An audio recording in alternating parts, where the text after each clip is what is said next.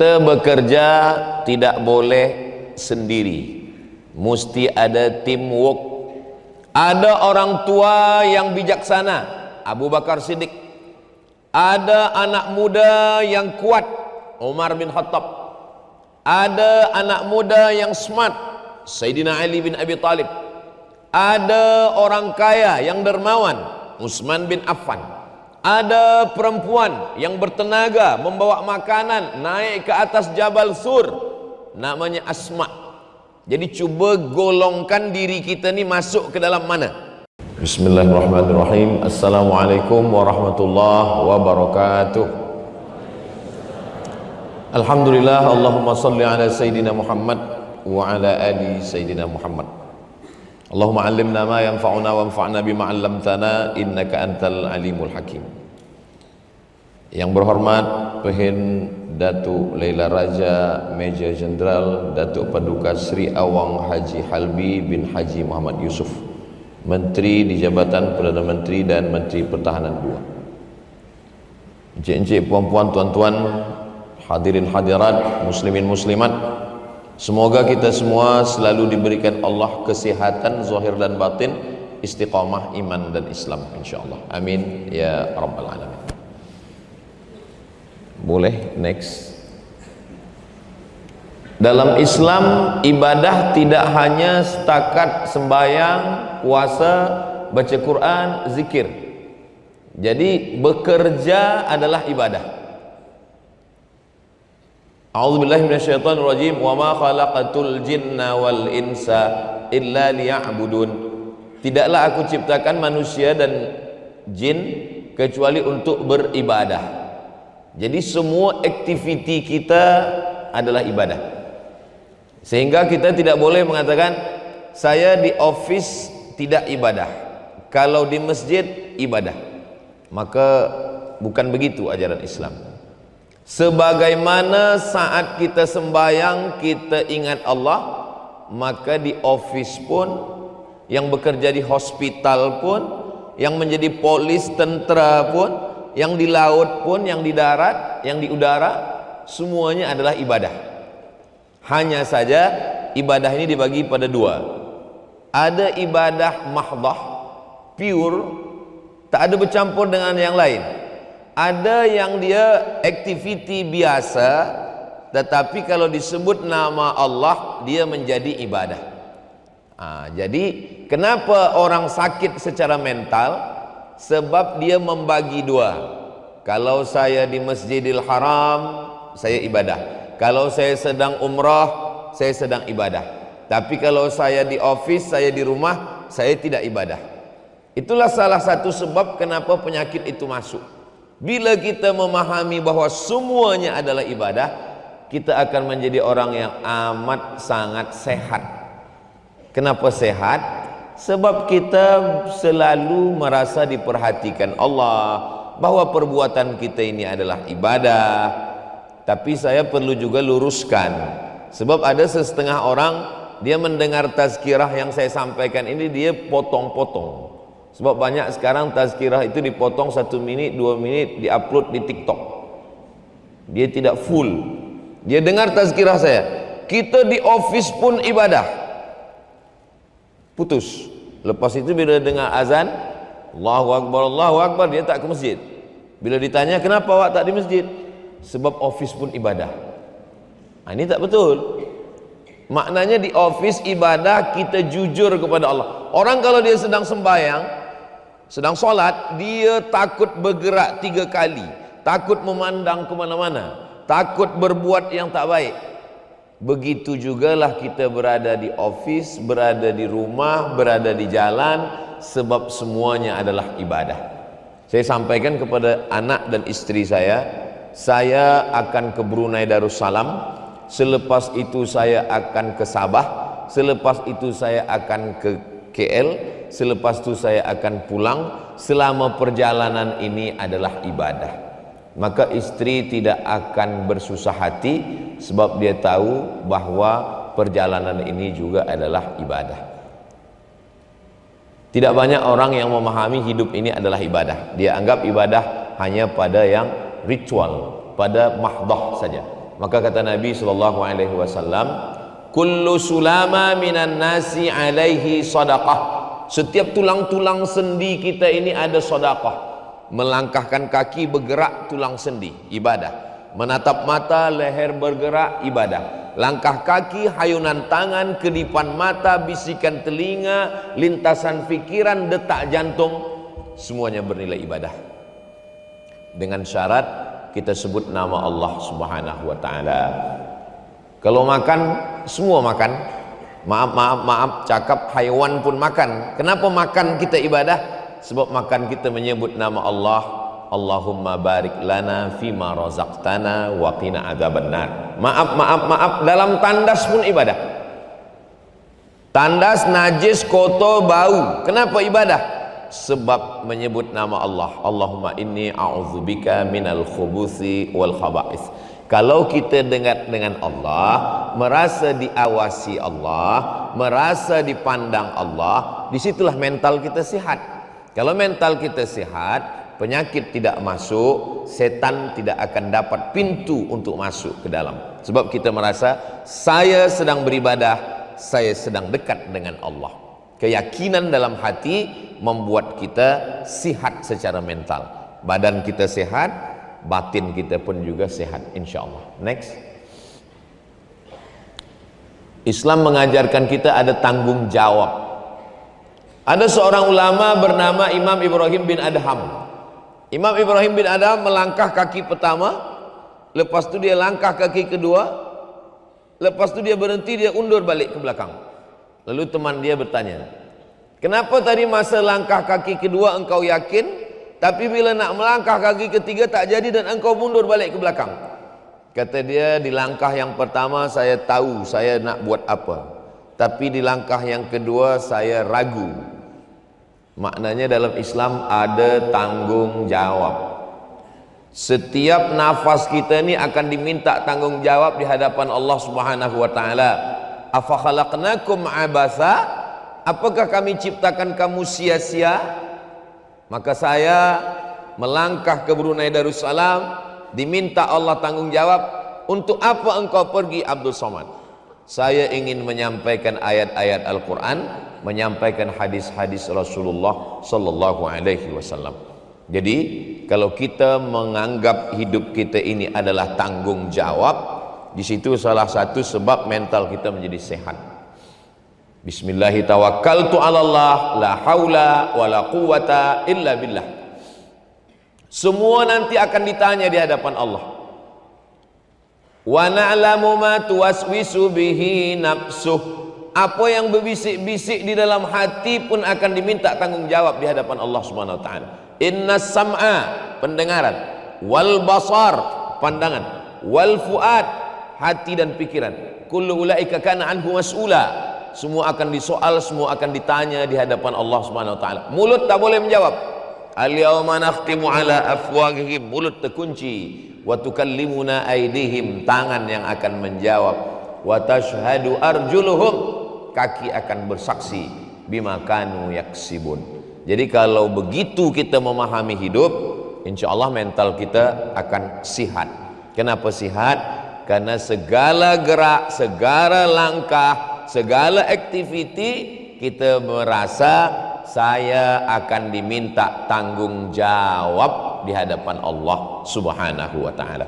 Selalu merasa bahwa untuk apa ini saya buat? Nanti kalau saya buat ini ada tak manfaatnya di hadapan Allah? Kira-kira saya buat ini baik apa tak baik? Sekarang banyak orang berbuat apa yang dia mau saja. Dia mau, dia buat, dia tulis, dia posting. Selepas itu dia menyesal.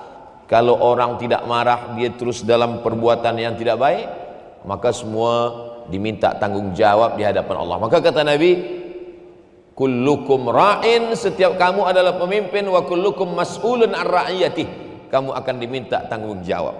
Saya pemimpin, saya diminta tanggung jawab tentang yang saya pimpin. Yang saya pimpin adalah mata saya, telinga saya, mulut saya, tangan saya, kaki saya. Maka saya menjadi makhluk yang bertanggung jawab di hadapan Allah. Mas'ul, mas'ul diambil dari kata sa'al. Sa'al sudah jadi bahasa Melayu soal. Mas'ul, disoal, ditanya. Sehingga setiap langkah kita ini, kita berfikir, ini baik apa tak baik, ini betul apa tak betul, ini menurut Quran benar atau tidak, ini menurut sunnah Rasulullah. Disitulah mental kita sihat. Penyakit mental masuk daripada lalai, lupa. Ketika kita lupa, disitulah pintu setan masuk. Bila kita ingat, hubungan kita dengan syaitan itu min syarril waswasil khannas. Was-was berbisik, khannas bersembunyi. Macam kucing dengan tikus. Tikus bersembunyi ketika ada kucing. Bila kucing pergi, dia keluar. Maka bila hati berzikir, ingat saya sedang beribadah, saya bertanggung jawab, saya akan disoal, ditanya Allah, dia menjauh. Bila kita lalai, dia keluar. Maka hati tidak boleh lupa, hati tidak boleh lalai. Apakah Ustaz Abdul Somad 24 jam pagi, petang, siang, malam tak ada lupa? Saya manusia biasa, saya boleh silap, saya boleh lupa. Selepas lupa saya balik, astaghfirullahalazim. Oh, saya lupa tadi, saya silap tadi. Saya tidak lupa, saya tidak silap, saya tidak salah. Di saat itu kita sedang salah. Al-insan, manusia, makanul khata' wan nisyan, tempatnya lupa dan salah. Manusia, manusia diambil dari kata nasya. Nasya artinya lupa. Masumiyal insanu bi insanin illa linisyanihi. Manusia itu dinamakan manusia kerana dia lupa. Karena lupa itulah dia disebut manusia. Tapi ada yang lebih parah lagi, lupa nama, lupa kampung, lupa anak, lupa isteri, itu namanya amnesia. Nah, kita ni tak sampai ke situ, masih setakat manusia. Lupa janji, lupa cakap, lupa. Karena lupa inilah kita disuruh beristighfar. Sebab apa? Astaghfirullahalazim, lupa. Astaghfirullahalazim, silap. Astaghfirullahalazim, salah. Jadi kalau kita sedar dengan ini, kita cepat balik. Balik itu bahasa Arabnya taba yatubu taubat. Maka orang yang balik kepada ingat, dia taubat. Astaghfirullahalazim, astaghfirullahalazim. Keluar daripada tandas, bacaannya ghufranaka. Ghufranaka, ampunkan saya, ampunanmu untuk saya. Apa yang kita buat dalam tandas? Kenapa keluar daripada tandas kita minta ampun dosa? Ulama mengkaji hadis yang pendek ini tapi pembahasannya panjang. Kerana di dalam tandas lidah kita tidak berzikir. Lidah yang gunanya diciptakan Allah untuk subhanallah walhamdulillah wala ilaha illallah wallahu akbar. Dalam tandas tak boleh berzikir. Sehebat-hebatnya manusia tak boleh berzikir dalam tandas, tak boleh menyebut nama Allah. Bila dia keluar dari tandas, dia minta ampun kepada Allah. Ampunkan saya ya Allah, kerana di dalam tandas tadi lidah saya tak berzikir, maka saya tebus di luar tandas. Ghufranaka, ampunkan saya. Kalau kita sedar secara mental, insya Allah mental kita sehat walafiat. Next. Kita bekerja tidak boleh sendiri, mesti ada teamwork. Ada orang tua yang bijaksana, Abu Bakar Siddiq. Ada anak muda yang kuat, Umar bin Khattab. Ada anak muda yang smart, Sayyidina Ali bin Abi Talib. Ada orang kaya yang dermawan, Utsman bin Affan. Ada perempuan yang bertenaga membawa makanan naik ke atas Jabal Sur, namanya Asma. Jadi cuba golongkan diri kita ni masuk ke dalam mana? Abdul Somad, engkau orang tua. Oh, kalau begitu saya Abu Bakar Siddiq. Oh, kamu anak pemuda belia. Oh, kalau begitu kamu adalah Umar bin Khattab. Kamu cerdas, smart. Oh, kalau begitu Ali. Saya ni kira-kira masuk yang mana, Ustaz Somad?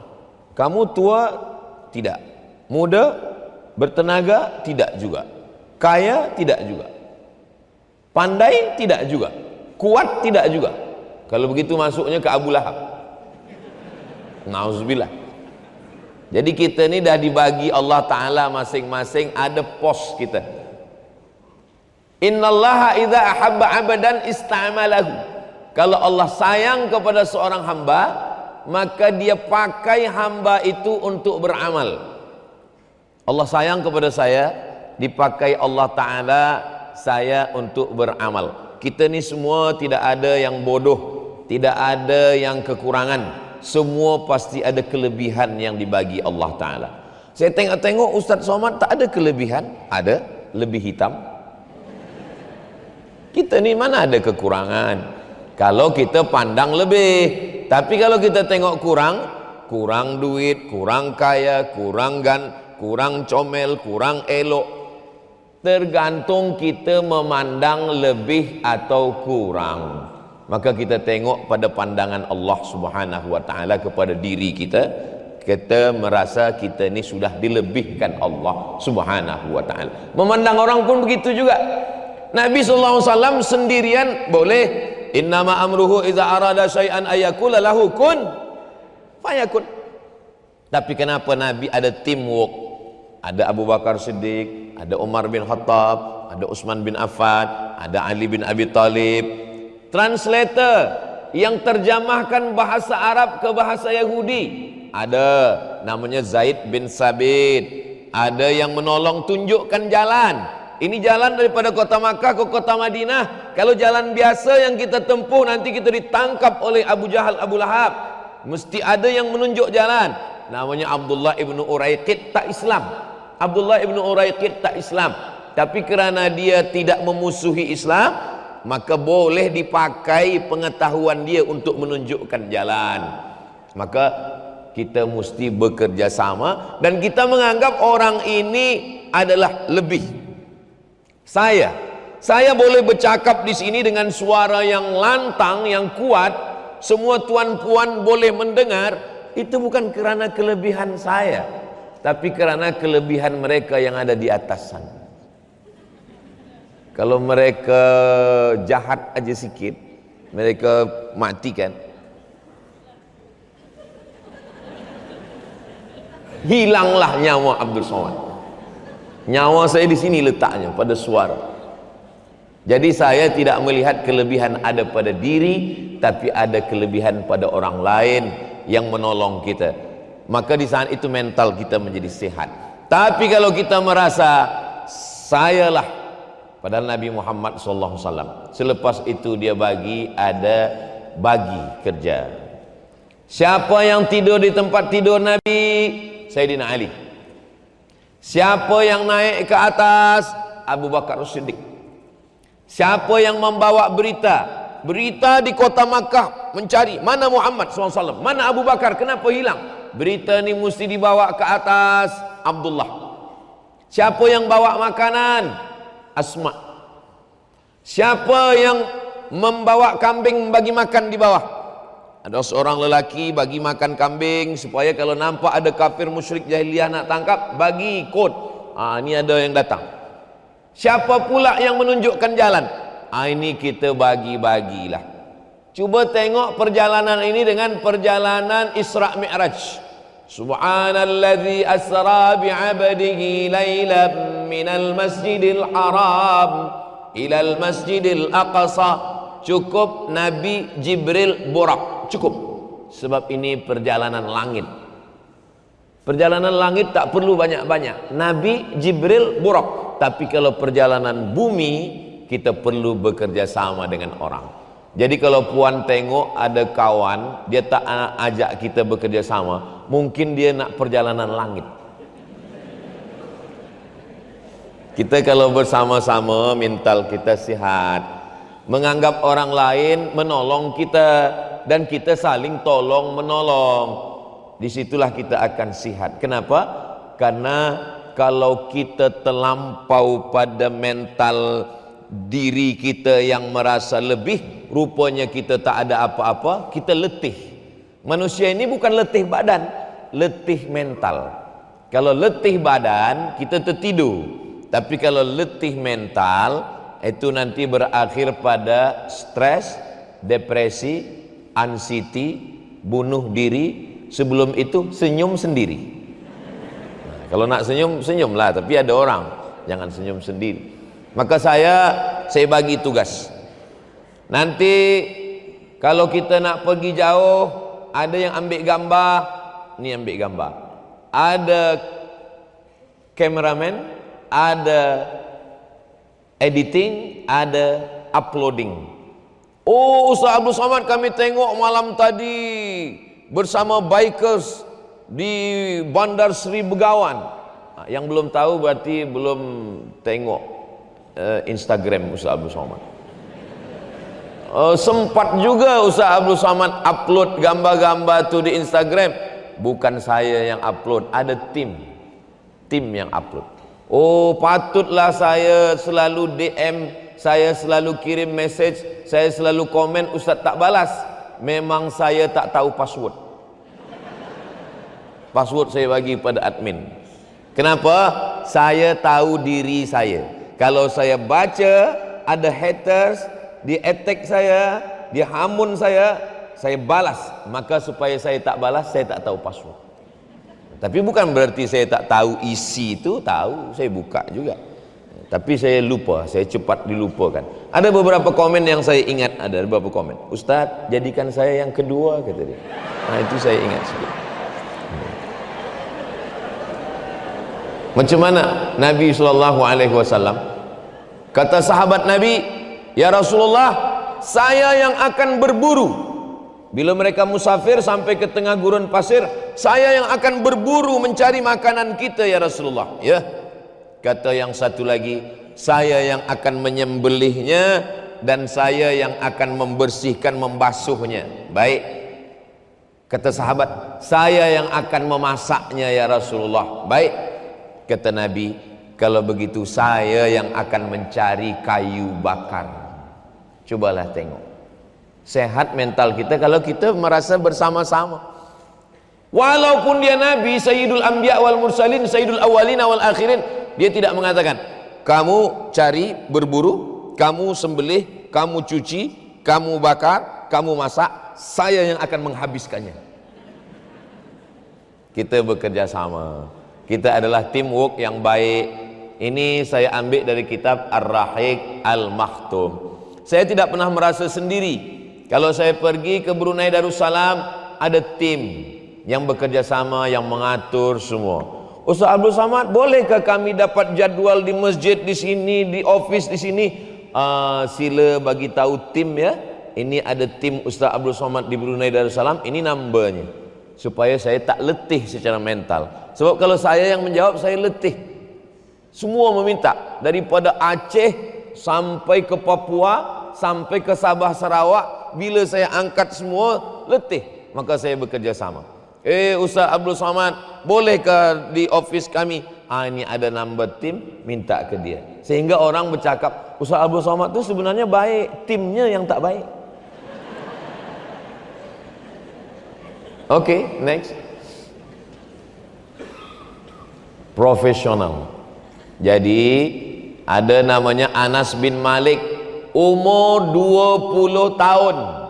Anas bin Malik menyiapkan kain Nabi, selipar Nabi, sajadah Nabi, mengawal Nabi. Ada lagi namanya Zaid bin Sabit, ta'allamtuhu wa hadzaqatuhu. Saya belajar bahasa Hebrew language, bahasa Ibri, bahasa Yahudi. Berapa lama? Nisfa syahrin, setengah bulan. Dialah yang menterjemahkan Yahudi Bani Nadir, Yahudi Bani Quraizah, Yahudi Qainuqa, Yahudi Khaybar.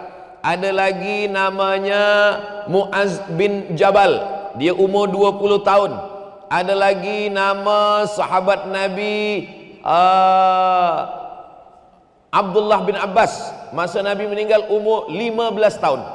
Jadi mereka adalah pemuda-pemuda, belia-belia yang di zaman Nabi. Jadi jangan kita bayangkan yang bersama Nabi itu adalah orang yang tua-tua.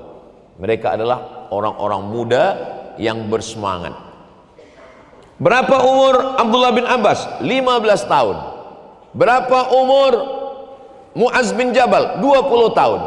Berapa umur Zaid bin Sabit? 20 tahun. 21 tahun. Muda. Dulu mereka umur-umur belia ini kalau ditanya, Abdullah bin Abbas, Muhammad Al-Fatih menaklukkan Konstantinopel 19 tahun. Panglima perang Nabi Usamah bin Zaid 18 tahun. Pemuda sekarang kalau ditanya, umur kamu berapa? 19 tahun. Apa yang sudah kamu taklukkan? Menaklukkan hati dia. Apa ini? Jadi dari muda, kata pepatah orang Melayu di kampung saya, dari kecil terlonjak-lonjak, sudah besar terbawa-bawa, sudah tua terubah tidak. Dari kecil terlonjak-lonjak dia untuk menjadi seorang yang profesional. Selepas itu dia terbawa-bawa, selepas itu terubah tidak. Yang baik maupun yang buruk dibiasakan dari kecil. Ustaz Abdul Somad kalau boleh tahu, Ustaz dari kecil dulu apa yang terlonjak-lonjak? Ini rumah saya, sebelah rumah tu kedai tempat jual minyak gula. Jadi kalau mak saya suruh saya beli gula, cuba beli minyak, beli gula, itu 1-2 jam tak balik. Sebab saya bercerita dengan orang yang ada di situ. Jadi dari kecil saya ini memang sudah bercerita. Bila rehat di sekolah, rehat, kami pun pergi ke bawah pokok kayu, saya duduk, kawan-kawan saya itu berkeliling mendengar cerita saya. Sampai datang cikgu marah, kenapa kamu lambat? Sebenarnya cikgu itu cemburu, sebab kawan saya lebih suka dengar saya daripada dia. Jadi anak-anak kita itu dari kecil kita dah nampak dia ni nanti. Itulah orang-orang putih itu hebatnya, dia boleh tahu dari kecil anak ni kemana arahnya, sehingga dia boleh arahkan. Anak saya ni kemana-mana bawa jarum, Ustaz, mungkin dia nak jadi doktor. Anak saya ni suka mandi ke sungai, berarti dia nak jadi angkatan laut. Anak saya ni kemana-mana bawa pemukul. Dua kemungkinan, kalau dia smart dia jadi hakim, kalau kurang smart jadi tukang. Jadi dari kecil itu dah nampak kemana bakat anak-anak kita itu, insyaAllah. Jadi kita profesional di bidang kita. Jangan bekerja pada sesuatu yang kita tak suka. Itu menyebabkan kita tertekan, sebab kita tak suka. Ustaz Somad, apakah anak Ustaz paksa dia pergi ke Kaherah belajar lalu dia jadi Ustaz macam Ustaz Somad? Tidak. Saya tak paksa anak saya untuk jadi macam saya. Kalau anak saya tak suka bicara depan orang banyak, dia hanya suka berdua dengan komputer, saya akan masukkan dia ke fakulti komputer jadi programmer. Sebab kalau saya paksa dia bicara depan orang banyak, keluar keringat sejuk, dia stres, dia depresi. Jangan menekuni sesuatu bekerja yang kita tak suka. Kalau kita suka, kita menikmati. Kalau kita suka, kita fresh. Kalau kita suka, kita merasa nikmat dengan apa yang kita lakukan. Jadi jangan heran kalau ada jamaah tanya, Ustaz ada kuliah subuh? Ya. Ada kuliah duha? Ya. Ada kuliah zuhur? Ya. Ada kuliah petang dengan puan-puan? Ya. Ada kuliah malam tazkirah? Ya. Kadang satu hari 5. Kalau tak ada kuliah, saya sakit. Bila di rumah, sakit kepala lah, demam lah, flu lah. Tapi kalau saya jumpa dengan orang banyak, saya sihat. Jadi kalau ada orang nampaknya Ustaz macam sakit, sebab saya belum pegang mikrofon. Bila saya dah pegang, saya sihat. Kita menikmati. Jangan sampai kita bekerja yang kita tak suka. Sudahlah di rumah kita tertekan. Kenapa? Rupanya kita nikah dengan orang yang kita tak suka. Di office pun kita tertekan. Rupanya kita bekerja yang kita tak suka. Sebabnya dulu kita sekolah di fakulti yang kita tak suka. Bila lagi kita menikmati hidup? Maka tanya baik-baik. Ini semua adalah profesional. Baik, next. Tolong kalau waktu habis bagi tahu Ustaz, sebab saya suka bercakap ni. Bila saya suka, saya tak terasa waktu berjalan. Rupanya jamaah sudah, ini bilalah selesainya. Macam mana Allah Subhanahu wa taala menyuruh solat? Sebab hubungan kita dengan Allah ini solat, connecting, jangan sampai putus dengan Allah. Umur 7 tahun. Kalau 7 tahun sembayang, maknanya umur 5 tahun sudah hafaz surah-surah pendek. Tapi saya bukan ustazah, saya ni bukan muallimah, saya ni bukan profesor. Macam mana mengajak anak? aja sambil memasak pagi atau sambil buatkan tea pagi. Bismillahirrahmanirrahim. Qul huwallahu ahad, Allahus samad. 3 kali, 4 kali, 5 kali baca, terakam dalam kepalanya, dia hafaz. Anak akan ikut apa yang kita buat. Ayah sambil drive kereta, Bismillahirrahmanirrahim. Qul huwallahu ahad. Sama yang didengar di dapur, sama dengan yang didengar di kereta, sehingga dia sama. Jangan sampai lain yang dia dengar. Pagi dia dengar, di kereta dia dengar pula, kiamatlah dunia. Macam mana kita nak anak-anak kita penghuni surga? Anak cermin orang tua. Apa maksud anak cermin orang tua? Saya kalau bercermin di depan cermin, maka saya menengok diri saya yang sebenarnya. Itulah cermin. Cermin bukan Instagram. Sebab Instagram ada filter. Berapa banyak orang di Instagram putih, leher hitam. Sebab Instagram bukan cermin. Yang jujur adalah cermin. Maka anak adalah cermin kita. Tolong kalimah yang tadi jangan tuan bawa ke rumah cakap pada istri. Nanti dia tak marah pada tuan, dia marah pada saya. Oke, next. Menutup aurat. Kalau nak mental sihat, hubungan dengan Allah jangan putus. Matahari belum terbit, as-salatu khairum minan naum. Naumnya pendek. Sebab banyak orang ditanya, engkau tak sembahyang subuh tadi? Tidak. Kenapa tidak? Muazzin tu salah. Kita selalu menyalahkan orang lain. Macam mana muazzin dekat rumah kamu? As-salatu khairum minan naum. Bukan salah muazzin, salah kita. Maka kita perbaiki dengan cara apa? Jangan putus solat, selepas itu tutuplah aurat. Alhamdulillah, Brunei Darussalam, Darussalam, dar rumah, salam selamat. Siapa yang datang ke Brunei Darussalam, selamat matanya daripada menengok orang yang tidak menutup aurat. Tertutup semua di jalan, di bandaraya. Bersyukur kepada Allah. Cuba di tempat lain kita tengok, saya ni ustaz, pakai kopiah, pakai baju, pakai sorban, nak bagi tazkirah, didudukkan di hotel macam-macam manusia datang. Ada yang baju belum selesai dijahit dah dipasang. Alhamdulillah kalau saya tazkirah di Brunei Darussalam, memang betul-betul salam selamat mata. Kalau mata kita menengok yang elok, hati kita pun elok. Sebab hati ini, mental tu letaknya di sini. Mental yang di sini ini, itu dia dapat informasi daripada telinga. Inna sam'a, telinga. Apa yang didengar? Kalau yang didengar elok, ke sini pun elok. Wal basar, kalau yang ditengok elok, maka di sini pun elok. Sama' basar, telinga, mata. Maka kalau telinga elok, mata elok, hati pun elok. Tapi kalau yang didengar tak elok, yang dipandang tak elok, yang dimakan tak elok, hati ikut jadi tak elok, disitulah letak sakit mental. Badan mungkin lebih sihat, tapi mental sakit. Kalau di Arab namanya mustashfan nafsi. Mustashfa, tempat sihat. Nafsi, diri, tempat menyihatkan diri.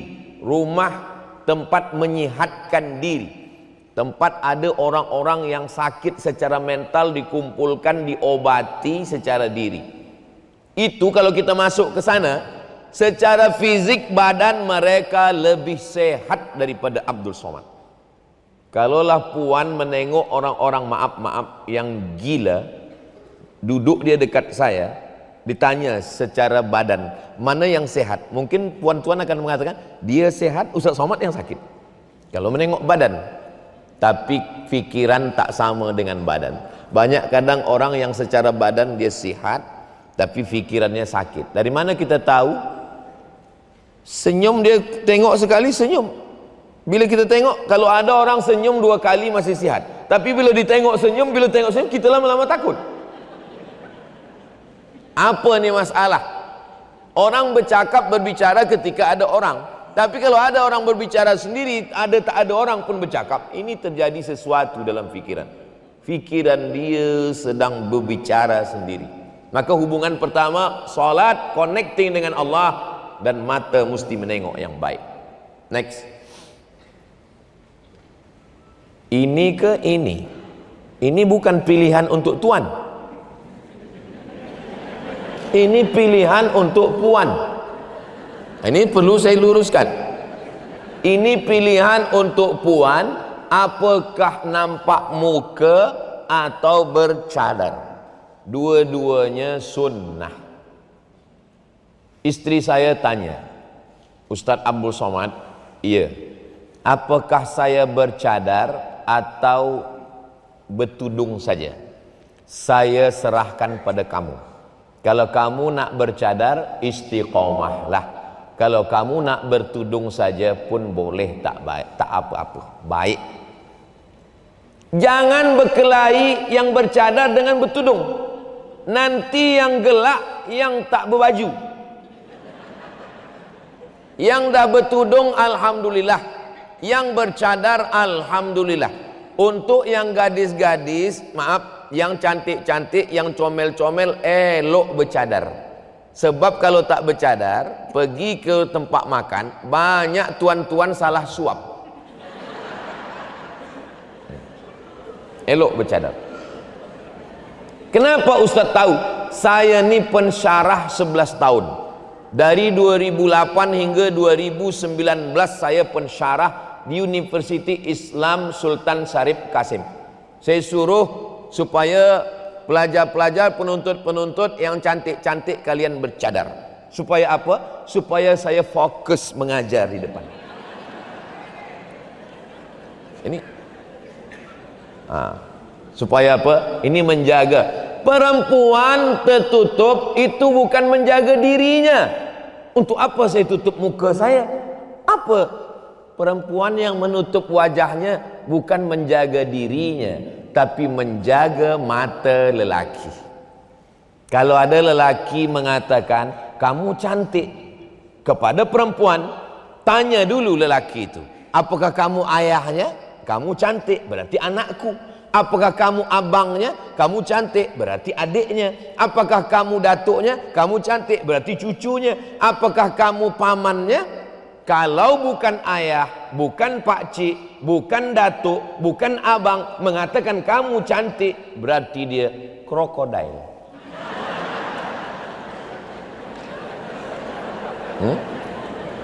Next. Janganlah mereka menampakkan perhiasan. Apa makna menampakkan perhiasan? Menampakkan tempat cincin. Itulah dalil menutup tangan bagi yang meyakini menutup. Tapi dalam mazhab Syafi'i boleh nampak tapak tangan, zahiruha wa batinuha. Ini batin, ini zahir, boleh nampak. Lalu kemudian pendapat dipilih oleh Imam At-Tabari, Imam Al-Qurtubi, Imam Zamakhsyari bahwa muka dan tapak tangan, belakang tangan boleh nampak. Itulah maka orang Melayu pakai baju panjang, baju kurung. Di kampung saya namanya baju kurung. Saya ditanya, Ustaz Somad, ya, kenapa baju Melayu ini disebut baju kurung? Saya nak jawab tak tahu, tak sedap. Profesor takkan tak tahu. Dia tanya, Ustaz, ya, kenapa baju ni baju kurung? Sebab dia mengurung aurat. Oh, iya kata. Orang tu percaya pula. Iyalah dia mengurung aurat. Pinggang tak boleh berbentuk, kaki betis tertutup, lengan tertutup. Alhamdulillah. Maka Melayu adalah Islam. Melayu Islam. Melayu tanpa Islam hilang me-nya, tinggal layunya saja. Minangkabau Islam.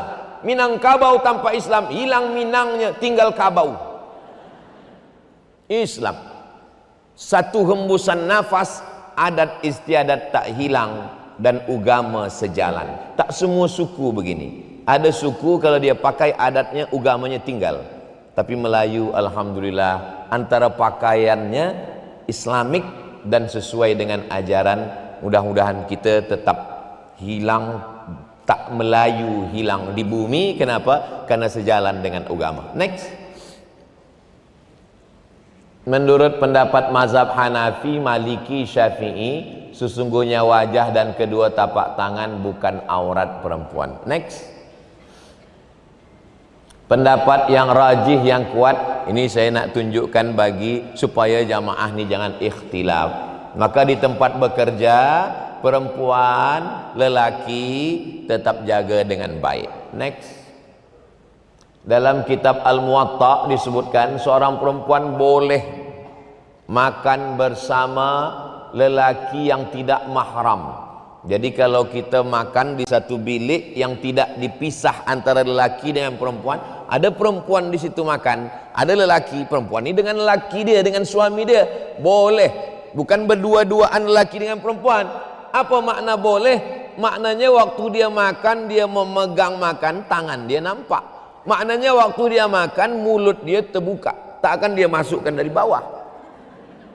Itu menunjukkan, kata Imam Malik dalam kitab Muwatta, menunjukkan bahwa tangan dan muka boleh, tapi bagi yang menutup elok.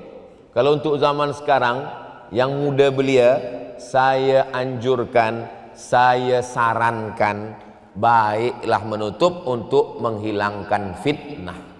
Apalagi di situ, di tempat kenduri walimah banyak lelaki, puan membawa anak gadis, elok dia tutup. Kalau segan pakai cadar, pakai niqab, dia pakai mask, tutup supaya apa? Supaya elok. Jangan sampai lelaki-lelaki ni yang mata dia liar menengok anak gadis orang, meniti air liu, menengok bini di rumah, meniti air mata. Itu kata orang kampung saya. Terus ini tak elok ditunjukkan. Terus yang tadi itu lalukan saja cepat. Saya sangka yang berhormat menteri tak ada. Itu ada gambar tu. Udah lalu yang tadi. Okey, next. Itulah yang cepat tu. Ada dua kelompok manusia yang aku belum pernah menengok dia lagi, kata Nabi. Di zaman Nabi dia belum ada lagi, tapi dia ada sekarang ini. Kelompok yang membawa cemeti cambuk seperti ekor kuda, mereka pakai untuk memukul manusia. Yang kedua, perempuan yang berpakaian, nisaun perempuan, kasiyatun berpakaian, ariyatun berpakaian tapi macam tak berpakaian. Semalam saya dari Pekanbaru Riau 1,5 jam ke Jakarta. Dari Jakarta ke Bandar Seri Begawan 2 jam lebih. Sampai di Jakarta, turun di airport. Maaf cakap. Beberapa perempuan muda mengantar ibu bapa dia berangkat umrah. Pakai baju panjang tapi yang tipis jarang. Saya sebagai ustaz tercakapkan juga di belakang. Saya kata, apalah ini mengantar umrah tapi pakai baju macam ini. Memang sengaja saya kuatkan biar dia tengok ke belakang. Seorang ibu, seorang ayah diminta tanggung jawab di hadapan Allah Subhanahu wa taala. Umur anak 18 tahun dibagi seluar umur 8 tahun. Menjerit celana. Ustaz Samad bercakap macam tu senang je sebab dia tak ada anak perempuan. Anak saya yang pertama Mizyan Hazik Abdillah, anak yang kedua Sami Ahmad Mesbahi Ibadillah. Memang keduanya lelaki, tapi anak saudara saya, kemenakan saya, anak adik saya perempuan macam anak saya. Maka saya bagi tahu, jangan pakai baju sempit, celana pendek, jangan. Kecil lagi, matadika, belum lagi masuk sekolah masa tu. Bila dia dengar saya datang, dia dengar saya horn, time, lari ke bilik mencari kain. Bersalam dengan saya pun takut. Bila awal-awal dia sekolah, saya datang salam takut. Kenapa? Tak mahram, tak muhrim. Yang betul mahram. Muhrim artinya orang pakai ihram. Mahram artinya mahram haram untuk dinikahi. Jadi yang tepat mahram, maka kita biasakanlah dia menutup aurat dari kecil supaya terbiasa. Sebab nanti kalau sudah besar, na'udzubillah, ada saja alasan-alasan. Ini kesehatan mental. Mental kita itu sehat sebab pintu setan masuk daripada itu. Next. Pemberitahuan. Mohon perhatian para umat, terutama remaja putri yang masih dan seterusnya, supaya jangan pakai ini. Saya ambil gambar di kuil Hindu terbesar di Pulau Sumatera. Saya ambil sebab saya tengok ternyata di agama tak Islam pun tetap disuruh menjaga.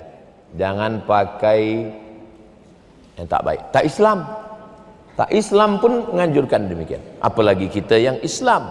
Terus,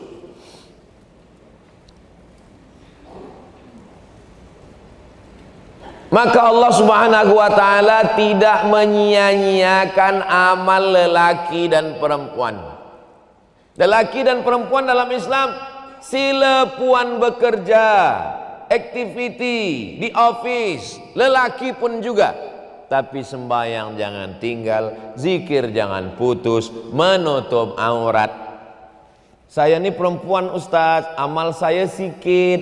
Lelaki boleh puasa, saya tak puasa sebab uzur. Lelaki boleh berjihad, saya tak boleh jihad. Lelaki boleh sembahyangnya penuh, saya dalam sebulan tak penuh 7 hari.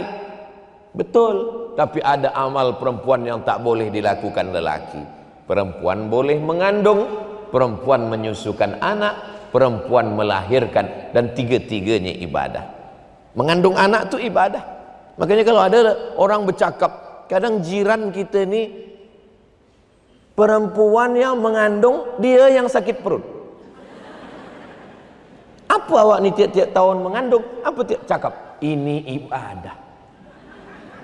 Ibadah sembahyang putus, tapi ibadah anak tak putus sampai hari kiamat. Waladun salihun yad'ulah. Apalah engkau ni? Tiap tahun kita jumpa engkau mengandung, tiap tahun. Ibadah. Jawab. Next. Apa kata Nabi SAW? Perempuan yang menjaga suaminya dengan baik, melaksanakan kewajiban, maka sama macam yang dilakukan lelaki jihad fi sabilillah. Saya ni director, saya ni orang yang tinggi jawatan di office. Okey, kita boleh ada yang menolong di rumah, ada yang memasakkan, tapi untuk membawakan, meletakkan, cubalah. Sebab airnya sama, gulanya sama, teanya sama, tapi rasanya beza kalau dibawakan oleh istri. Ini masalah rasa. Rasa tak boleh diwakili oleh kata. Andai saya berusaha merangkai kata untuk mewakili rasa, tentu rasa tak sama. Sebab ini masalah rasa kita, maka bawakanlah. Okey, yang memasakkan di kitchen, di dapur, ada yang tolong memasakkan.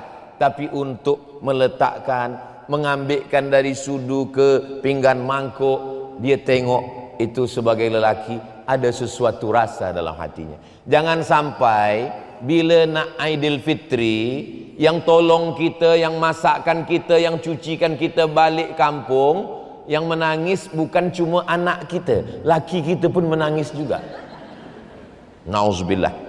Maka ini bagi perempuan amat sangat penting. Supaya apa? Secara mental dia sehat, dengan keluarga dia baik, aktiviti dia di office tidak terganggu. Terus, sesungguhnya Allah memberi izin kepada kamu untuk melakukan, memberikan hajat-hajat kamu. Perempuan boleh. Apa maknanya?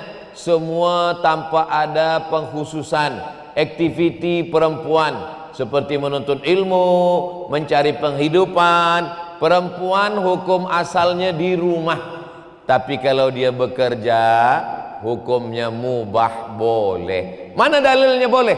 Sebab Asma memikul makanan unta dan Nabi tidak melarang. Itulah boleh perempuan masuk bekerja, office, berniaga di pasar dan lain sebagainya. Next.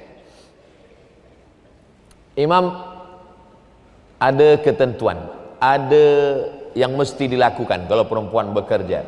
Tidak meninggalkan kewajiban.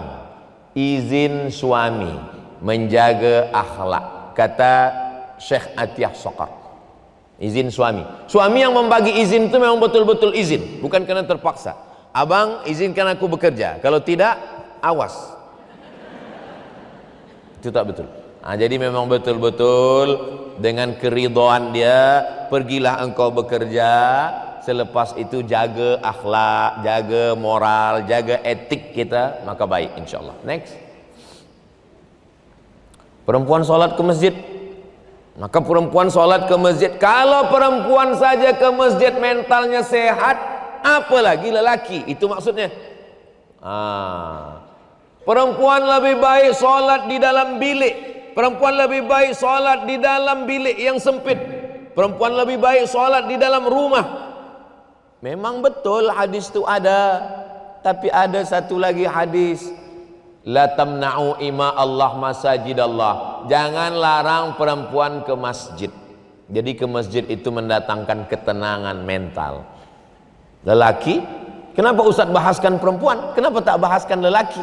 Sebab yang banyak heboh nih perempuan. Boleh tak boleh ke masjid? Kalau lelaki, memang menurut mazhab Hambali, lelaki wajib solat berjamaah ke masjid. Tapi kalau mazhab Syafi'i fardu kifayah. Lelaki yang soleh solat ke masjid. Lelaki yang solat di rumah, lelaki solihah. Jadi kalau ada suami puan yang solat di rumah, sampaikan salam dari saya bila balik nanti. Bang, ada salam dari Ustaz Somad. Apa kata dia? Kata dia, abang solihah. Masjid. Bila masuk masjid, tahiyatul masjid. Sampai di masjid, berzikir. Sampai di masjid, baca Quran. Sampai di masjid, i'tikaf. Sampai di masjid, turun rahmat Allah. Perempuan dalam masjid, tolong duduk, jangan dekat-dekat kawan yang terlampau dekat. Jangan. Sebab kalau ada dekat dengan terlampau dekat, agak-agak jauh sikit. Lelaki memang agak kurang bercakap. Lelaki biasanya di masjid diam saja. Dah lama diam-diam, rupa tertidur. Bercakap pula ke kawan sebelah. Rasa-rasanya tak sah sembahyang Jumat kita hari ini. Kenapa? Khutbahnya satu. Kata kawan dia, khutbah tu dua, engkau tertidur dari tadi. Next. Perempuan boleh ke masjid, tidak memakai wangi yang melampau. Wangi yang melampau. Makna melampau ni dia pakai di halaman belakang, saf paling belakang, lupa imam ayat di depan. Wala ana abidum ma'abadtum wala antum ma'abid. Tak nampaknya simpang lakum dinukum waliyadin. Bukan berarti makna tak boleh pakai minyak wangi ini maksudnya busuk, tak boleh. Sebab Nabi melarang orang makan bawang putih, bawang merah, tak gosok gigi ke masjid. Kata Nabi, man akala basalan, siapa yang makan bawang merah, sauman makan bawang putih, falyatazil, jangan dekat masjid kami. Makan bawang merah, bawang putih, petai, sambal belacan, tak gosok gigi, ayat kul a'udzu birabbin nas, malikin nas, ilahin nas. Pengsan kawan sebelah. Jangan bersolek. Solek yang melampau. Solek melampau. Masa pasang lampu mati padam, keluar dari bilik sebelah hijau sebelah biru. Ini tidak ada di Brunei Darussalam. Ini yang saya cakapkan nih di kampung saya di Riau. Di sini alhamdulillah. Wahai perempuan, engkau cantik bukan kerana solekmu, bukan kerana bedakmu, bukan kerana lipstikmu, tapi kerana tahajudmu dan munajatmu. Awak ni nampak cantik muda lah. Apa rahasianya? Apa skincare-nya? Aku ni cantik ni bukan kerana make up, bukan skincare. Jadi kenapa? Ini kerana wudu. Oh, jadi awak anggap kami ni tayamum semua. Maksud saya cakap ni jangan melampau juga. Tidak memakai gelang kaki. La yadribna bi arjulihinna. Apa makna gelang kaki? Zaman jahiliyah dipakai gelang kaki yang bergemerincing, kalau dipukulkan ke lantai kerincing kerincing kerincing kerincing. Kalau lalu dia di belakang, ini semua jamaah tak fokus lagi ke saya, fokus ke gelang kaki. Tapi kalau ada puan bergelang kaki boleh. Ini maknanya mengambil perhatian orang. Memakai pakaian yang melampau. Perempuan tu cantik di bilik dia, di suami dia. Banyak sekarang perempuan cantik bukan untuk suaminya, tapi untuk suami orang lain. Kalau nak keluar pergi walimah, pergi program-program, macam bidadari turun dari surga. Tapi kalau di rumah, lakinya pun silap-silap baca Allahu la ilaha illa huwal hayyul qayyum. Tak bercampur dengan lelaki dan perempuan. La yakhluwanna rajulun ma'amra'atin. Tak boleh berdua-dua dengan perempuan yang tak mahram. Muda, jangan menimbulkan fitnah. Tak ada dikhawatirkan dalam perjalanan. Ini saya ambil dari syarah Sahih Muslim. Ini yang dari tadi saya sampaikan itu semuanya ada dalam kitab-kitab. Yang tak ada dalam kitab yang gambar yang kita cepat tadi. Itu dapat saya dari grup WhatsApp. Terus, apa kata Syekh Abdul Majid Salim? Jika kedatangan perempuan itu ke masjid untuk solat dan mendengarkan apa yang baik dalam urusan agama, maka seperti itu adalah afdal. Baik, next.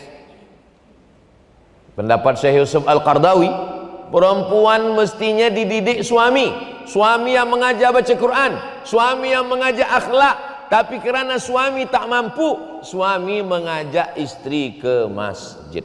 Suami yang baik diajak ke masjid. Next. Larangan bagi wanita maaf cakap, memegang Quran, membawa Quran, membaca Quran, tawaf, solat, puasa, masuk masjid. 7. Tapi dia tetap boleh berzikir.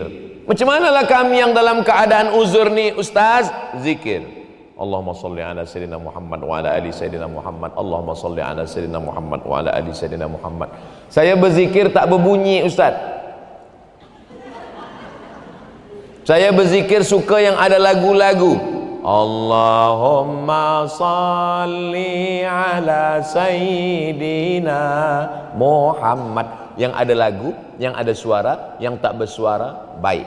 Kawan saya ni asyik nak menceritakan anak orang, laki orang, suami orang, isteri orang. Betul ke laki siapa? Allahumma salli ala Sayyidina Muhammad. Sebab kalau kita bagi dia tazkirah, dia marah. Awak ni macam Ustaz Abdul Somad pula. Baru tonton tazkirah dia 2 kali, itu pun online. Nak bagi saya tazkirah pula. Kita selawat saja. Allahumma salli ala. Puan, tuan, kalau guna tasbih digital yang letak tu, itu orang segan ajak kita cakap. Bila dia nak ajak kita cakap, cubalah pakai. Saya dah cuba dah. Saya pakai, saya gini kan. Segan dia nak ajak saya cakap.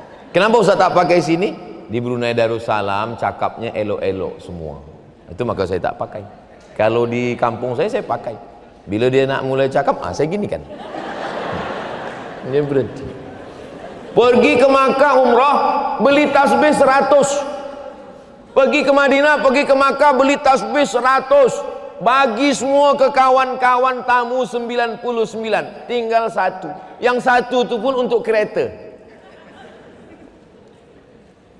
Judul filmnya, tajuk filmnya, Ketika Kereta Bertasbih. Kereta masuk surga, yang punya kereta masuk neraka. Terus Islam mengatur, semua diatur oleh Islam. Semua ini diatur oleh Islam. Menguap pun diatur Islam. Idza tasa'aba ahadukum, kalau kamu menguap, falyarudda mastata'a, tahan. Tak boleh menguap macam kuda Nil. Bersin, bersin pun diatur dalam Islam. Idza atisa ahadukum, kalau kamu bersin, falyadha' kaffaihi ala wajhihi, letakkan tapak tangan ke muka, kecikkan suara. Ini kadang air mesti ditutup, sebab kalau tak ditutup masuk lalat. Masuk lalat ke dalam, dicelupkan. Fa inna fi ihda jinahayhi da', dalam satu sayapnya ada penyakit, satu sayap lagi ada penawar obat. Islam mengatur segala aspek kehidupan. Next. Agama paling bersih. Laula an asyqa ala ummati, kalau tidak memberatkan bagi umatku, la amartuhum bisiwak, bergosok gigi setiap akan solat. Subuh gosok gigi, zuhur, asar, maghrib, isya, duha, tahajud, bersih. Setan masuk dari yang kotor-kotor. Hari Sabtu, hari Ahad cuti, 2 hari tak mandi, busuk. Semalam saya dapat berita, artis-artis Hollywood yang paling malas mandi ada. Dia pula yang iklankan minyak wangi. Malas mandi. Bila ada puan punya suami yang malas mandi, cepat-cepat diruqyah. Setan nak masuk ke dalam melalui yang bau-bau mandi. Saya banyak ditanya orang, saya tengok jadual ustaz pergi ke sana, terbang ke sini, tazkirah sini. Apa yang ustaz minum? Teh tarik. Apa yang ustaz makan? Nasi putih. Apa amalan? Saya tak tahu. Yang amalan almarhumah emak saya yang saya ambil, mandi sebelum subuh. Sebelum subuh saya mandi dulu. Subuh tadi mandi dulu, bersih. Saya suka bersih. Setelah bersih itu barulah sembahyang, solat sunat wudu, solat sunat taubat, solat sunat tahajud, solat sunat hajat. Sehat badan kita sebab bergerak. Banyak orang tak bergerak, mandi tidak, lapar makan kuat, lepas itu tidur balik. Hidup hanya untuk tidur dan makan. Bila ditanya, kenapa awak tak mandi? Kenapa awak tak makan? Kenapa awak tak? Sebab saya Isnin, Selasa, Rabu, Khamis, Jumat busy, sibuk. 2 hari ini biarkan aku menikmati hidup. Padahal 2 hari itu kita mesti sihat secara zahir dan batin. Next. Kebersihan yang amat sangat mendasar sekali, khitan. Sekarang yang tak Islam pun banyak khitan, sebab hindarkan kanser. Yang kedua, tak boleh lebih dari 40 hari. Yang ketiga, maaf cakap, bulu ketiak dicabut, bukan dicukur. Kalau dicukur nanti dia tumbuh berjalan begini. Ketiga, keempat, memotong kuku. Sekarang banyak orang saya tengok kuku panjang. Lama saya termenung, kalau kuku kiri panjang macam mana dia basuh? Kita makan di rumah dia sedap betul gula ini. Rupanya rahasianya di situ. Memotong misai, bukan mencukur misai. Jadi bagi yang suka misai, potong saja ujungnya sikit. Sebab ada orang yang kalau dia potong misai dia rasa dia kehilangan kelelakian. Boleh misai. Saya termasuk yang tak ada misai, tak ada janggut. Jangan kita berkelahi hanya kerana bulu. Nak berjanggut elok, tuan-tuan yang berjanggut elok, yang berkumis elok. Ini sekarang umat Islam berkelahi hanya gara-gara sebabkan janggut. Yang tak ada janggut ejek, olok. Aku tengok engkau berjanggut sekarang ni, lepas ke masjid mengaji ni berjanggut, aku tengok kau macam kambing lah gitu. Oh, dia pun kau sangka kalau engkau ejek orang, orang tak punya mulut, dia punya mulut juga.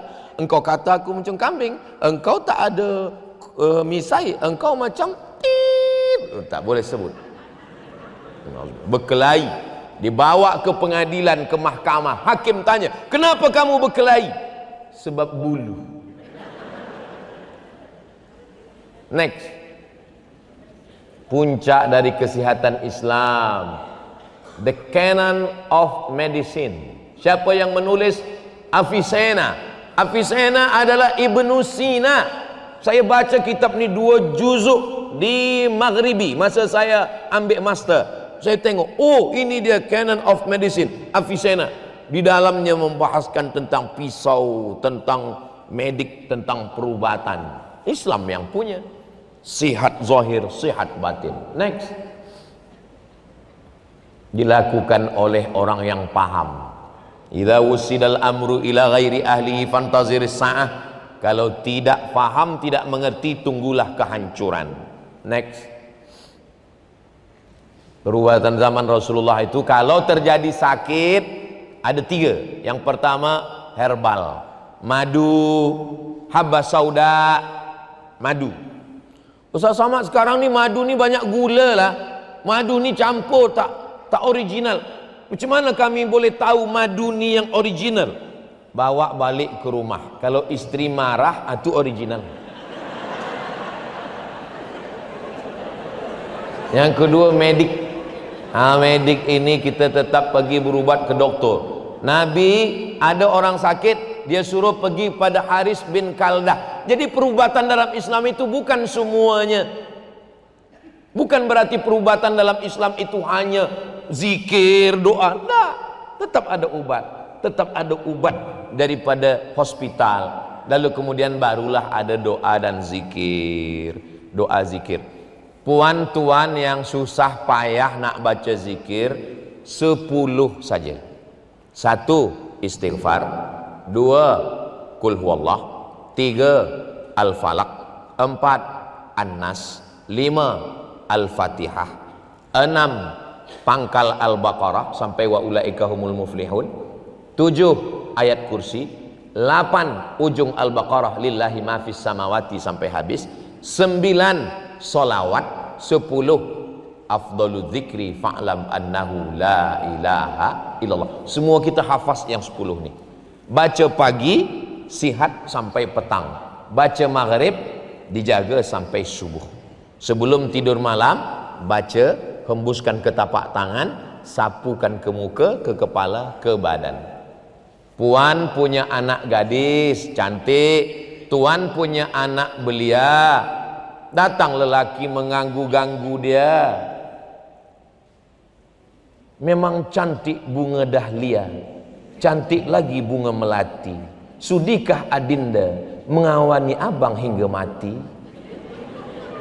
Rupanya dia marah, cinta ditolak, bomoh bertindak. Akhirnya dia ambil air ludah, dia ambil rambut, dia ambil kuku, dia pakaikan, minta kepada syaitan. Maka pelindungnya 10 tadi. Itu kita bacakan, ajarkan ke anak-anak kita awal hari, awal malam. Awal hari lepas subuh, awal malam lepas maghrib. Kami di Ma'had Az-Zahra itu dibacakan kepada seluruh penuntut-penuntut penghafaz Quran supaya sihat zahir dan batin. Next, azan di telinga itu sesungguhnya menanamkan Allahu Akbar, Allahu Akbar. Itu maka ruqyah itu dibaca kuat. Allahu la ilaha illa huwal hayyul qayyum. Kuat. Sebab saya tengok ada orang baca ruqyah baca slow. Allahu la ilaha illa. Kata syaitan, ini serius ke apa tidak? Itu aja kuat. Saya ni hakim musabaqah tilawatil Quran. Ada satu orang diganggu jin. Lalu kemudian datanglah satu profesor memanggil saya. Ustaz Samad, sini kejap. Ada apa, Prof? Ini budak ni diganggu jin. Dah baca ayat? Sudah. Saya tengok mereka baca pelan. Allahu la ilaha. Oh, saya bacakan di telinga kanan dia kuat. Allahu la ilaha illa huwal hayyul qayyum la ta'. Sihat. Selepas dia sihat, saya pula takut. Karena biasanya dulu kalau ada perempuan yang sihat dinikahkan sama yang mengobat. Saya takut. Selepas itu saya tak mau lagi. Kalau ada orang nak minta ruqyah, saya bagi number. Ustaz, ini ada number kawan saya, namanya Ustaz Faizar. Coba cari di YouTube Ustaz Faizar. Dia memang spesialis jin. Nama dia pun di dalam handphone saya buat Ustaz Faizar Jin. Kadang lupa nama dia, cari jin dapat. Jadi azan di telinga itu sebenarnya mengazankan kuat. Jadi kalau ada orang yang sakit, puan diminta bacakan kuat-kuat, sekuat-kuatnya di telinga dia. Ada kawan saya yang tukang ruqyah. Tapi ajaibnya dia nih, bila dia meruqyah, bini dia ikut, jinnya lari. Tapi kalau bini dia tak ikut, jin tak takut. Lama-lama kami heran juga, kenapa kalau bini dia ikut jinnya lari? Rupanya jin tu takut sama bini dia.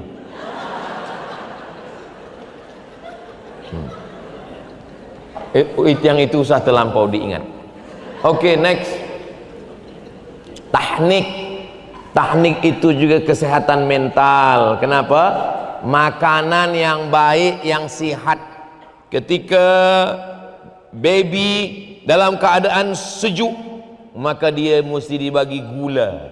Kita kalau badan kita sejuk, bagi minum gula untuk hangatkan badan kita. Takkan baby kita kasih air halia. Itulah maka dibagi air 5 minit lagi. Ini dah lebih 1 jam saya bercakap. Next. Khitan, tadi dah kita bahaskan. Next. Memberi air susu. Itu ternyata 2 tahun itu badan sihat.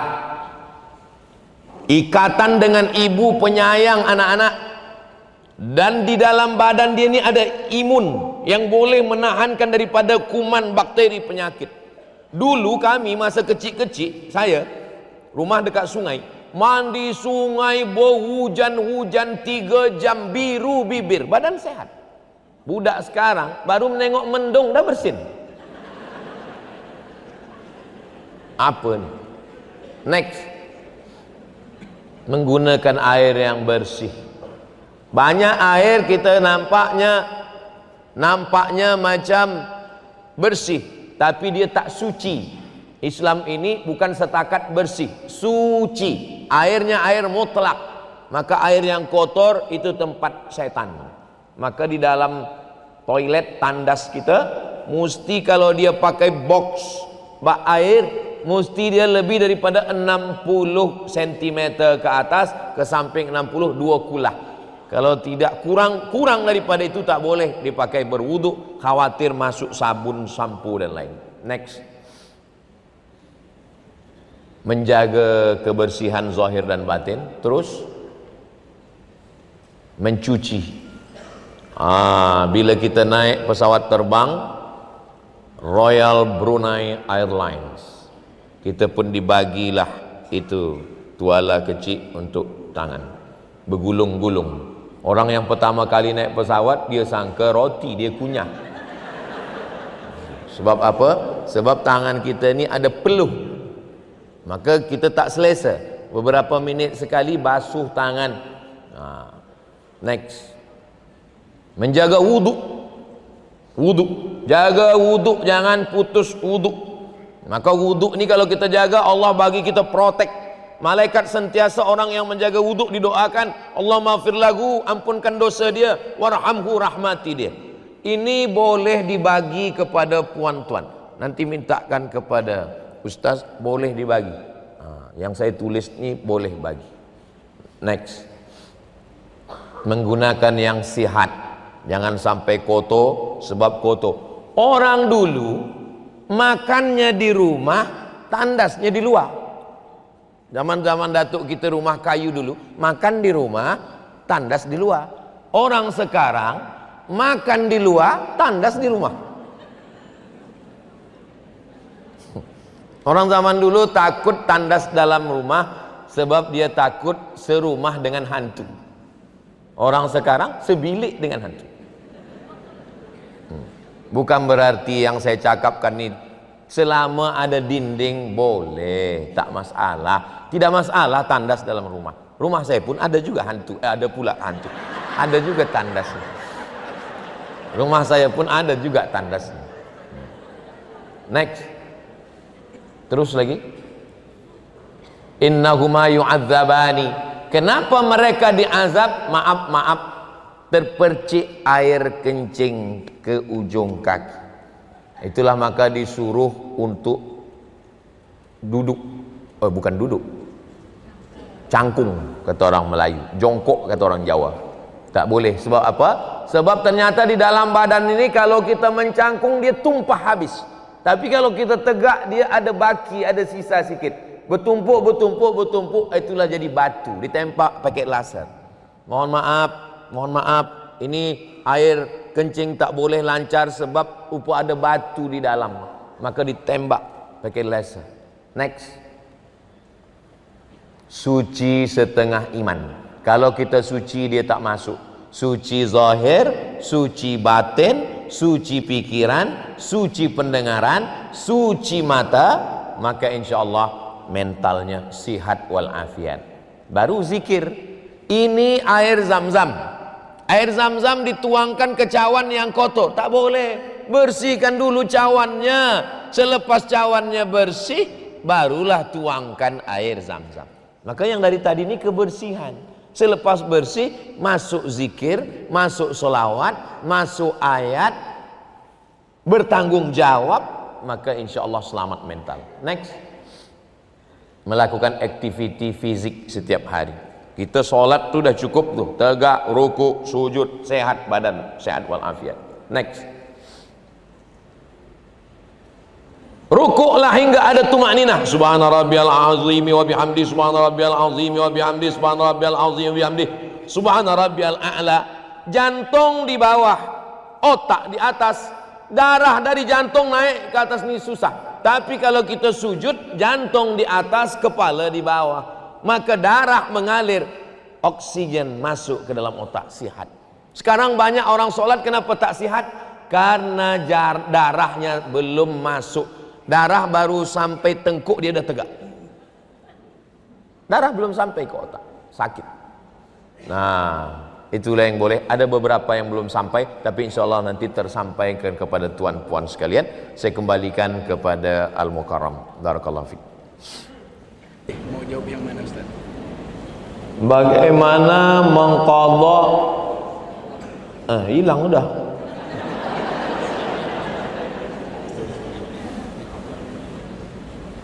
Bagaimana cara mengqadha salat yang lama tinggal? Hukum mengqadha salat 4 mazhab paling tua, mazhab Hanafi, nomor 2 mazhab Maliki, nomor 3 mazhab Syafi'i, nomor 4 mazhab Hambali. Mengqadha salat wajib, tidak ada ikhtilaf. Sembahyang yang lama-lama diqadha, cara mengqadhanya selepas sembahyang zuhur nanti qadha zuhur. Usalli fardhu zuhri 4 raka'atin qadaan. Selepas asar nanti qada juga. Usalli fardhu asri 4 raka'atin qadaan.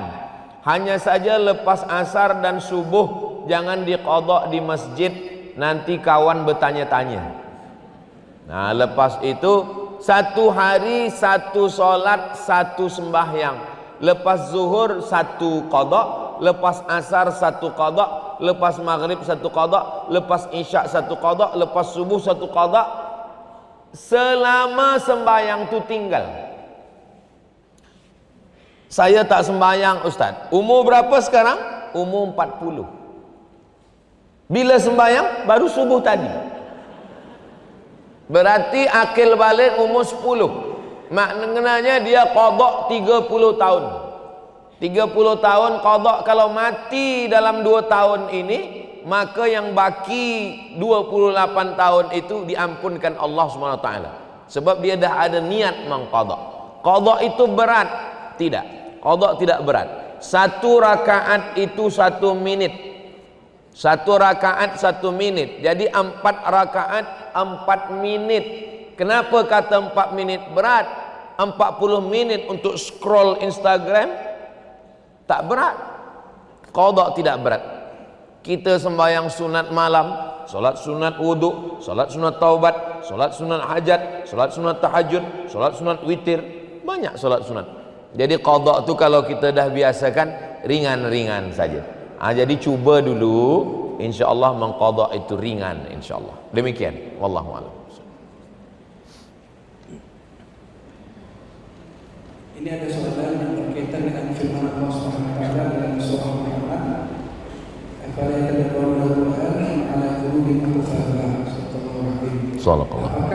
soalannya berbunyi, apakah karena kita umat Islam ini tidak memahami Al-Quran, tidak faham Al-Quran, kesehatan kita itu terganggu? Afala yatadabbaruna al-Quran. Mengapa mereka tidak merenungkan isi Al-Quran? Am ala qulubin aqfaluha, atau hati mereka sudah terkunci. Quran itu 5 tangga, 5 langkah, macam saya naik ke tangga. Tangga pertama, tangga 2, tangga 3, tangga 4, tangga 5. Tangga yang pertama, dengar saja dulu, dengar. Idza quri'al Qur'anu fastami'u lahu wa ansitu la'allakum turhamun. Mendengarkan Quran tak paham pun dapat rahmat. Dalam bilik, dalam rumah, istri hamil, budak kecil, orang tua sangat elok dengarkan MP3 Quran non-stop, full. Sampai hari ini di bilik saya, sejak mula dulu anak paling kecil belum lahir sampai sekarang, non-stop Quran terus. Jangan terlampau kuat, jangan terlampau pelan. Dengarkan di kereta MP3 Quran. Yang kedua, selepas dengar, naik ke atas, baca. Selepas baca, naik tangga 3, faham, baca tafsir. Tangga yang keempat, amalkan. Tangga yang kelima, ajarkan.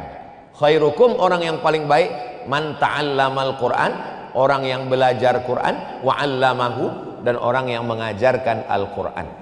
Jadi kita ni masing-masing ada yang di tangga 1, ada yang dah di tangga 3, ada yang dah di tangga 5. Kita masing-masing semuanya baik insya-Allah. Tuan-puan yang baru mendengar, dengar, tapi mula baca. Yang dah baca, mulai baca, beli tafsir, ikut kajian-kajian tafsir. Dulu di Bandar Seri Begawan ada kajian tafsir Profesor Haqqi Zanjabil. Mudah-mudahan ini berterusan ada kajian tafsir insya-Allah. Demikian. Wallahu a'lam. Insyaallah saya baru menerima makluman. Dibukakan juga soalan-soalan kepada hadirin-hadirat yang ingin menyoalkan secara langsung bagi yang tidak berkesempatan untuk ataupun susah masuk ke Slido, boleh menggunakan soalan melalui mikrofon secara langsung kepada Al-Fadhil Ustaz. 2 soalan sahaja lagi yang akan dikemukakan kepada Ustaz sebelum kita menutup forum pada pagi ini.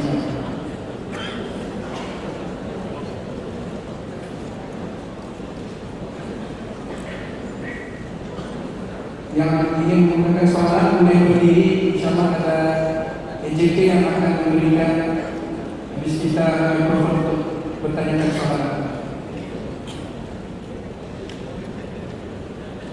InsyaAllah ada di sebelah sini dari jemputan lelaki.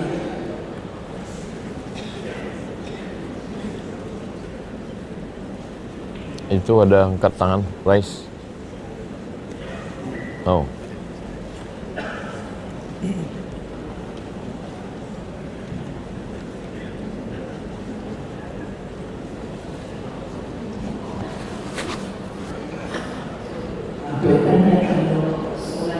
atas satu boleh dibilang 10 bacaan yang bagus diamalkan. Tadi Ustaz.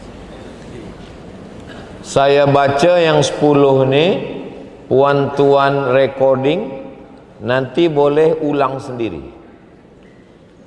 Okey? 1, 2, 3. Astaghfirullahal azim alladzi la ilaha illa huwal hayyul qayyum wa atubu ilaih. A'udzu billahi minasy syaithanir rajim. Bismillahirrahmanirrahim. Alhamdulillahi rabbil alamin. Ar-Rahmanir Rahim. Maliki yaumiddin. Iyyaka na'budu wa iyyaka nasta'in. Ihdinas siratal mustaqim, siratal ladzina an'amta 'alaihim ghairil maghdubi 'alaihim waladdallin. Amin. Bismillahirrahmanirrahim. Qul huwallahu ahadun illahus samad. Lam yalid wa lam yulad wa lam yakul lahu kufuwan ahad. Bismillahirrahmanirrahim. Qul huwallahu ahadun illahus samad. Lam yalid wa lam yulad wa lam yakul lahu kufuwan ahad. Bismillahirrahmanirrahim. Qul huwallahu ahadun illahus samad. Lam yalid wa lam yulad wa lam yakul lahu kufuwan ahad. Bismillahirrahmanirrahim. Qul a'udzu birabbil falaq min syarri ma khalaq wa min syarri ghasiqin idza waqab wa min syarri naffatsati fil 'uqad wa min syarri hasidin idza hasad.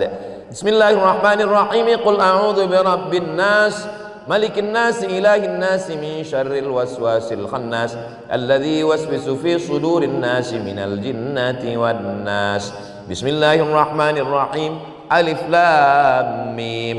Dzalikal kitabu la raiba fihi hudal lil muttaqin alladzina yu'minuna bil ghaibi wa yuqimuna as-salata wa mimma razaqnahum yunfiqun walladzina yu'minuna bima unzila ilayka wa ma unzila min qablik wa bil akhirati hum yuqinun ulaika ala hudan min rabbihim wa ulaika humul muflihun. Allahu la ilaha illa huwal hayyul qayyum لا تأخذه سنة ولا نوم له ما في السماوات وما في الأرض من ذا الذي يشفع عنده إلا بإذنه يعلم ما بين أيديهم وما خلفهم ولا يحيطون بشيء من علمه إلا بما شاء وسع كرسيه السماوات والأرض ولا يؤوده حفظهما وهو العلي العظيم لله ما في السماوات وما في الأرض وإن تبدوا ما في أنفسكم أو تخفوه يحاسبكم به الله فيغفر لمن يشاء ويعذب من يشاء والله على كل شيء قدير. آمن الرسول بما أنزل إليه من ربه والمؤمنون كل آمن بالله وملائكته وكتبه ورسله لا نفرق بين أحد من رسله وقالوا سمعنا وأطعنا غفرانك ربنا وإليك المصير. ربنا لا تؤاخذنا إن نسينا وأخطأنا ربنا ولا تحمل علينا إصرا كما حملته على الذين من قبلنا ربنا ولا تحملنا ما لا طاقة لنا به واعف عنا واغفر لنا وارحمنا أنت مولانا فانصرنا على القوم الكافرين. اللهم صل على سيدنا محمد وعلى آل سيدنا محمد كما صليت على سيدنا إبراهيم وعلى آل سيدنا إبراهيم. اللهم بارك على سيدنا محمد وعلى آل سيدنا محمد كما باركت على سيدنا إبراهيم وعلى آل سيدنا إبراهيم في العالمين إنك حميد مجيد.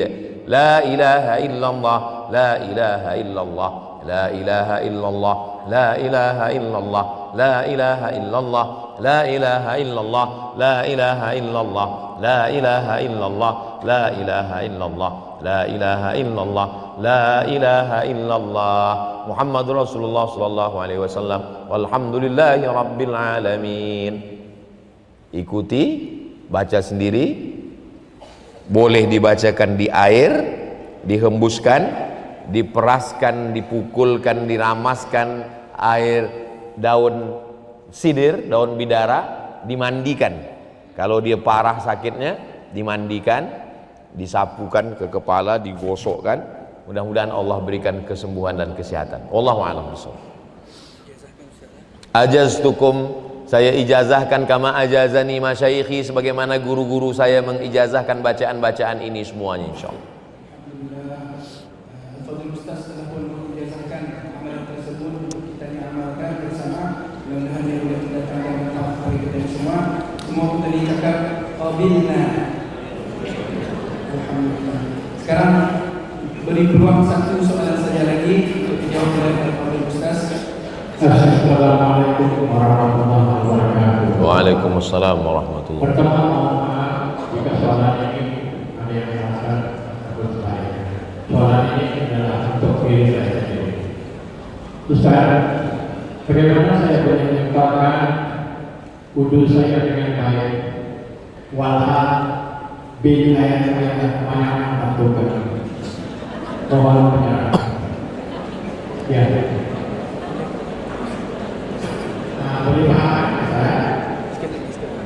Bagaimana saya boleh menyebarkan wudhu saya dengan baik, walau bil air saya banyak lakukan. Mohon.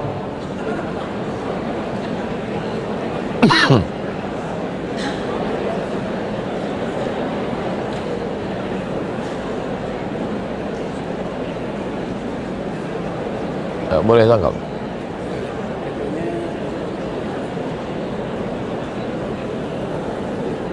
Apa? Bagaimana untuk mengagalkan itu wudhunya, sedangkan bilik airnya itu ya bilik air tempat mandi, tempat wudhu, di sana juga ada tandas untuk buang hadas dan sebagainya. Mungkin was-was. Berwudu di tempat bilik yang bersatu dengan tandas, wudunya sah. Hanya saja tidak boleh menyebut nama Allah, tak boleh menyebut bismillah di situ. Dalam hati saja niatnya, bismillahnya dalam hati sebab ada tandas. Maka wudunya sah. Wudu tidak batal. Kalau kita merasa wudu batal, kata Nabi, fala yansarif, jangan batalkan sembahyang sampai ada dua hal. Hatta tasma'a sautan, sampai mendengar suara, au tajidarihan, atau mencium bau. Selama tak ada suara, tak ada bau, maka wudu tak batal. Itu waswasatus syayatin, bisikan setan. Tak ada suara, tak ada bau, wudu tak batal. Ada suara, tak berbau, batal. Tak ada suara, berbau, batal. Tapi rasa-rasanya ini bukan bau punya saya, punya orang lain, tak batal. Wallahu a'lam. Masih berkenaan wudhu, Prof katanya, bagaimana kalau ingin mengekalkan wudhu tapi ada hutang bil air tertunggak katanya. Macam mana mengekalkan wudu ada hutang bil air yang tertunggak, tak berbayar?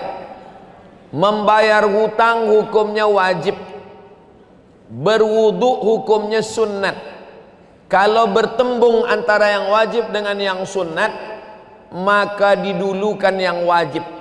Bayar bil air dulu. Bolehkah beribadah berhutang?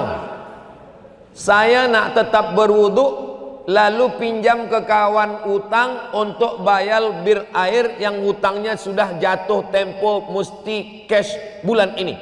Boleh beribadah dengan berhutang. Hutang terbagi dua. Yang pertama, mayurja adauhu, hutang yang ada diharapkan pembayarnya. Ustadz, anak saya nak akikah bulan Desember. Nanti Desember padi saya menguning. Nanti saya bayar. Saya boleh pinjam uang Ustadz untuk potong kambing akikah anak saya esok. Desember saya bayar. Boleh. Yang tak boleh itu mala yurja adauhu, tak ada yang diharapkan pembayarannya. Itu tak boleh. Ustadz, pinjam uang, saya nak akikah anak saya. Bila Ustadz bayar, saya serahkan pada Allah Subhanahu wa taala. Itu tak boleh. Jadi selama ada yang diharapkan gaji, pendapatan, kebun yang akan panen, maka boleh berhutang untuk beribadah. Wallahu a'lam. Hadiahkan untuk almarhumah ibu, almarhum ayah, kita dapat, orang tua pun dapat. Assalamualaikum warahmatullahi wabarakatuh. Bapak, ibu, abang, kakak, adik, sahabat jamaah dimanapun berada, ma'akal tafa'afnaita, makanan yang dimakan berubah menjadi kolesterol, diabetes, jantung, gula, dan lain sebagainya. Wa ma labista fa'ablaita, yang dibelikan ke pakaian busuk, lapu, ketinggalan zaman. Wa ma tasaddaqta fa'amdaita, yang diwakafkan, disedekahkan, itulah yang akan kekal abadi. Rumah besar hanya menjadi kenangan, lapuk, berlumut, tumbang, tinggal. Ada kelas yang dipakai para penghafal Quran, itulah yang kekal abadi, mengalir pahalanya untuk kita. Hadiahkan untuk almarhumah ibu, almarhum ayah, kita dapat, orang tua pun dapat. Satu lantainya 4 kelas, totalnya 16 kelas, tempat santri belajar. Yang sekarang santri belajar di asrama. Asrama bisa dibuat kelas, tapi nanti pindahkan ke kelas semua. Mari kita support pembangunan, kirimkan semen, batu bata, kerikil, pasir, besi dan lainnya melalui rekening BSI 767 7777 227. Sekali lagi 767 7777 227 atas nama Yayasan Pendidikan Hajah Rohana. Konfirmasinya jangan lupa ke nomor berikut 0811 6650 026. Sekali lagi 0811 6650 026. Berkah selalu, barakallahu fikum. Wassalamualaikum warahmatullahi wabarakatuh.